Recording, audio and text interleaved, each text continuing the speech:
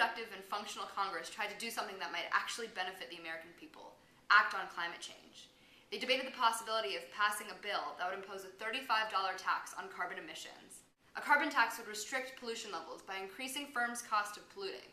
Or at least that's what the pollution lovers in Congress are trying to convince us. Tonight, we discuss the flaws in the $35 carbon tax and suggest a policy that might actually work: cap and trade. My name is Nicole Savage, and this is the 304 Report.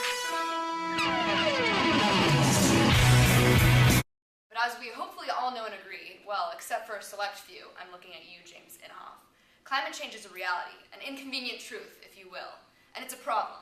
And the United States has recognized that, which is why we agreed to reduce our carbon emissions by 80% by 2050. Some lawmakers proposed a $35 tax on carbon to reduce emissions. But where does this number come from? In theory, this tax is equivalent to the marginal external cost of carbon emissions, and the goal would be to internalize the externality.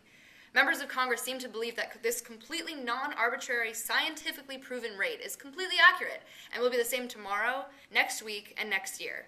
But do we really believe that? Some experts have proposed taxes ranging from $21 to $266 per ton. In addition, this price mechanism makes it difficult to predict the consequences of a carbon tax on emission levels. It's possible that carbon emission levels will still remain above the socially optimal level because firms will be willing to pay this higher price to continue polluting. That brings me to the cap and trade. Let's talk to our resident cap and trade expert, Avery. When a cap and trade policy is in place, the government distributes a limited number of permits for emitting carbon each year, creating a cap on overall pollution. Companies who can innovate and reduce their emission levels can sell some of their extra permits or allowances to other companies that have a higher marginal cost of pollution. This is the trade part of cap and trade. Since the supply of permits is limited, companies with a lower marginal cost of abatement will opt to cut back on their carbon emissions rather than buy permits. Companies who don't want to pay for the permits may invest in energy-efficient technology, cut back on their energy waste, or switch to renewable power. Whatever's cheaper than buying up those permits.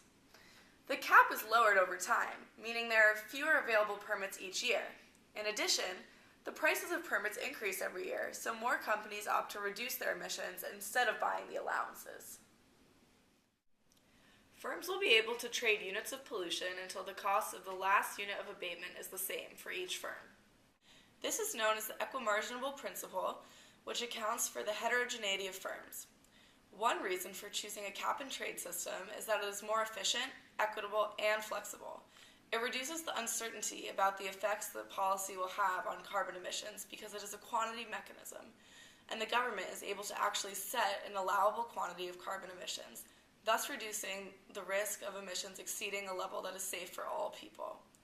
Furthermore, the market price for carbon emission allowances under a cap-and-trade system automatically adjusts for the changes in cost of abatement over time. Successful cap-and-trade programs award innovation, efficiency, and early action and provide strict environmental accountability without inhibiting economic growth.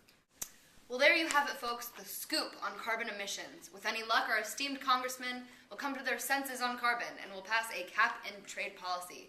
To all you major polluters out there, I'd say the clock is ticking on your carbon emissions. But according to over half of our new Congress, global warming is just a conspiracy. That's our show for the night. I'm Nicole Savage. See you next time. PubPol.